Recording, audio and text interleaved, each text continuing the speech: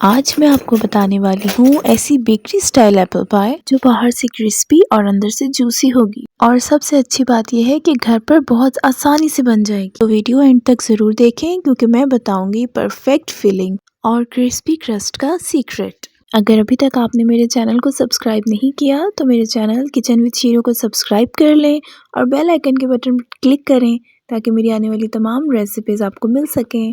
बिस्मिल्लाहिर्रहमानिर्रहीम। अच्छा, सबसे पहले इसका डो रेडी कर लेते हैं। उसके लिए मैंने यहाँ पर 2 कप्स मैदे का लिया था। मैंने मैदे को अच्छी तरह छान लिया था। इसमें 100 ग्राम के करीब बटर शामिल कर लें। बटर और मैदे को अच्छी तरह मिक्स कर लें। आप ये स्टेप हाथों ही की मदद से करें। इससे होगा ये कि मैदा और बटर आपस में यकजान हो जाएंगे। अच्छा, यहाँ पर आपने एक चीज़ का ध्यान रखना है कि बटर आप डायरेक्ट फ्रिज से निकालें और इस मैदे में शामिल कर लें। बटर आपका मेल्टेड नहीं होना चाहिए, ठंडा होना चाहिए। और यहाँ फिर मैंने इसको ठंडे पानी से गूंदा है। गर्म पानी या रूम टेम्परेचर पानी का यूज़ नहीं करना। आप अगर गर्मियाँ हैं तो फ्रिज का पानी यूज़ करें और अगर सर्दियाँ हैं तो भी ठंडा ही पानी यूज़ करें। लेकिन इस तरीके से इसको गूंदते जाएं और फिर एक पेड़ा तैयार कर लें।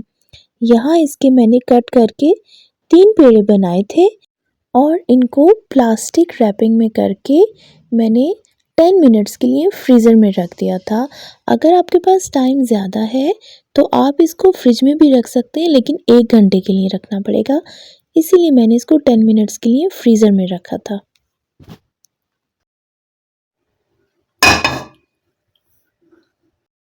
अब यहाँ पर मैं इसके लिए एक मज़ेदार और झटपट सी सॉस रेडी कर रही हूँ। सॉस रेडी करने के लिए आपने 2 टेबलस्पून बटर लेना है।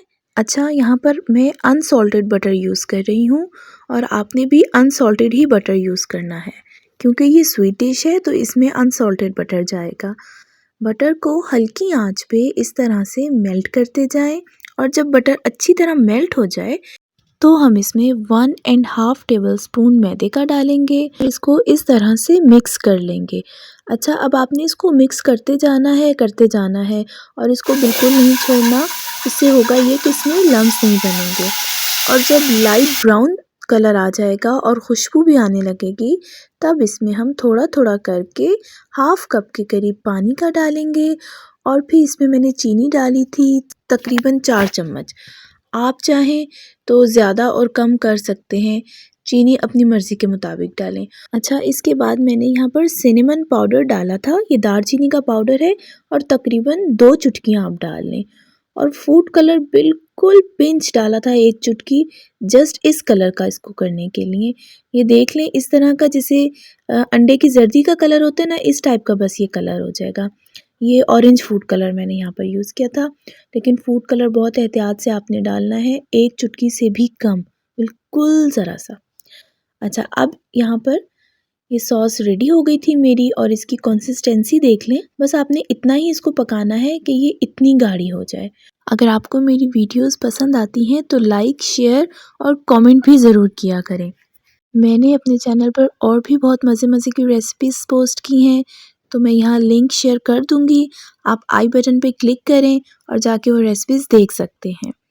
अच्छा, यहाँ पर मैंने 2 एप्पल्स लिए थे और एप्पल्स को इस तरह से बिल्कुल बारीक स्लाइस करना है और फिर उसके ऊपर मैंने थोड़ी सी दालचीनी का पाउडर स्प्रिंकल किया था। ये आप 1 से 2 चुटकी स्प्रिंकल कर सकते हैं। दालचीनी का टेस्ट इसमें बहुत टेस्टी लगता है। इस तरह से इसको मिक्स कर लें और फिर जो हमने सॉस रेडी की थी वो सॉस मैं इसमें डाल दूँगी और सॉस को भी एप्पल के साथ मिक्स करना है। और इसकी कंसिस्टेंसी का आपने बहुत ध्यान रखना है कि बस जैसी मैं आपको दिखा रही हूँ ऐसी ही कंसिस्टेंसी रहनी चाहिए। ये इतने मज़े की बनती है कि बच्चों और बड़ों दोनों का इससे हाथ ही नहीं रुक सकता। अच्छा, यहाँ पर 1-2 टिप्स हैं, वो ये हैं कि आपने एप्पल को, जो एप्पल का छिलका है वो पील कर लेना है। और सेकंड ये कि ये सॉस इसमें बिल्कुल ठंडी करके डालनी है। सॉस बिल्कुल गर्म नहीं होनी चाहिए। सॉस को पकाने के बाद मैंने 10 मिनट्स के लिए इसको बाहर रखा था और फिर 10 मिनट्स के लिए इसको फ्रिज में रख दिया था। उससे हुआ ये था कि मेरी सॉस रूम टेम्परेचर से थोड़ी सी ठंडी हो गई थी। अच्छा, अब इसके बाद जो पेड़े हमने फ्रीज़र में रखे थे 10 मिनट्स के बाद ये हमने निकाले हैं और इस तरह से मैदा डस्ट कर करके इसकी एक रोटी बेल लेनी है। एक रोटी बेल लें और इसी तरह आप इन तीनों पेड़ों की एक पतली पतली सी रोटी बेल लें। रोटी बहुत मोटी नहीं होनी चाहिए, जैसे हम रोटी बनाते हैं ना घर के लिए, उसी तरह से रोटी होनी चाहिए। और यहाँ पर मैंने जो मेरा बाउल था वो इस तरह का था, तो उसके गोलाई के साइज़ की मैंने रोटियां बेल ली थी और इस तरह से फोक की मदद से इसमें आप प्रिक कर दें। इससे होगा ये कि स्टीम अच्छे से ऊपर और नीचे चारों तरफ फैल जाएगी। फिर जितना भी जो सॉस बनाई थी मैंने उसको इसके अंदर स्प्रेड कर दें और इवनली इसको प्रेस कर करके इसमें रख दें। अच्छा, अब जो बाकी दो पेड़े थे, एक बड़ा था और एक छोटा था, तो जो बड़ा वाला पेड़ा था उसको भी मैंने इसी तरह से रोटी की तरह बेल लिया और नाइफ से इस तरह की स्ट्रिप्स कटिंग कर लें। ये स्ट्रिप्स बहुत बारीक नहीं रखनी आपने और बहुत मोटी भी नहीं रखनी, बस दरमियानी होनी चाहिए। अच्छा, अब यहाँ पर मुझे समझ नहीं आ रहा था कि मैं आपको कैसे बताऊँ कि इसकी लेयरिंग करनी है, लेकिन आप ये वीडियो देख लें और मैंने थोड़ी सी वीडियो स्लो भी की थी ताकि आपको आइडिया हो जाए कि मैंने इसकी लेयरिंग किस तरह से की है। और ये इतनी प्यारी लगती है जब ये बेक होकर निकलेगी।